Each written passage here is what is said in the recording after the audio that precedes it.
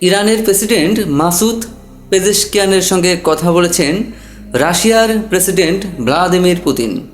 পাকিস্তানের ইসলামাবাদে যুক্তরাষ্ট্রের সঙ্গে ইরানের শান্তি আলোচনা ভেস্তে যাওয়ার পর দুই প্রেসিডেন্ট ফোনে কথা বলেন। রাশিয়ার বার্তা সংস্থা ইন্টারফ্যাক্স এক প্রতিবেদনে জানায়, ভেস্তে যাওয়া যুদ্ধবিরতি পুনরায় শুরু করতে মধ্যস্থতার ইচ্ছা প্রকাশ করেছে রুশ প্রেসিডেন্ট ভ্লাদিমির পুতিন।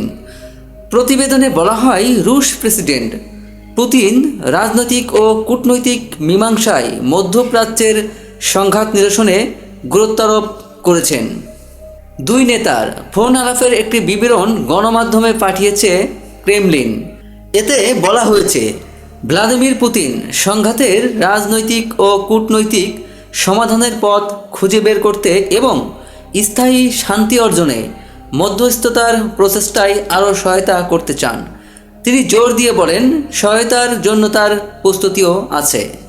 রাশিয়ার রাষ্ট্রীয় বার্তা সংস্থা স্পুটনিক তাদের প্রতিবেদনে লিখেছে, ফোন আলাপে মাসুদ পেজেশকিয়ান ইসলামাবাদে হওয়া আলোচনার বিষয়ে পুতিনকে অবহিত করেন।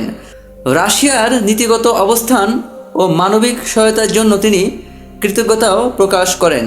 ফোন আলাপে দুই নেতা প্রতিবেশী সুলভ সম্পর্ক আরও শক্তিশালী করার অঙ্গীকার পুনর্ব্যক্ত করেন।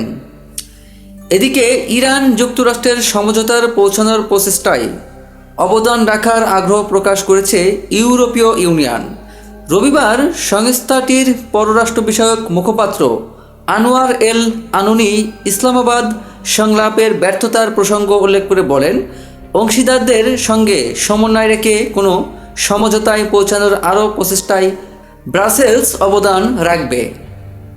শনিবার 11 এপ্রিল ইসলামাবাদে 21 ঘন্টা আলোচনার পরও কোনো সমঝোতায় পৌঁছাতে পারেনি যুক্তরাষ্ট্র ও ইরান। 28 ফেব্রুয়ারি শুরু হওয়া যুদ্ধের 40 দিন পর পাকিস্তানের মধ্যস্থতায় এ বৈঠক অনুষ্ঠিত হয়।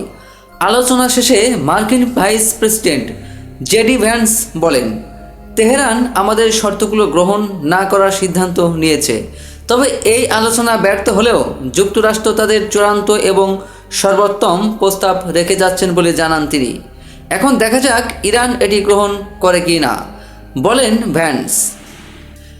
ইরানের সঙ্গে আলোচনা ব্যর্থ হওয়ার পর একটি সংক্ষিপ্ত সংবাদ সম্মেলন শেষে ভ্যান্স সদলবল ইসলামাবাদ ছাড়েন।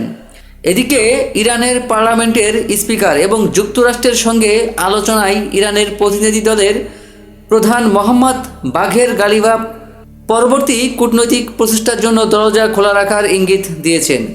রবিবার সামাজিক যোগাযোগ মাধ্যম এক্সে বেশ কয়েকটি পোস্ট করেন তিনি।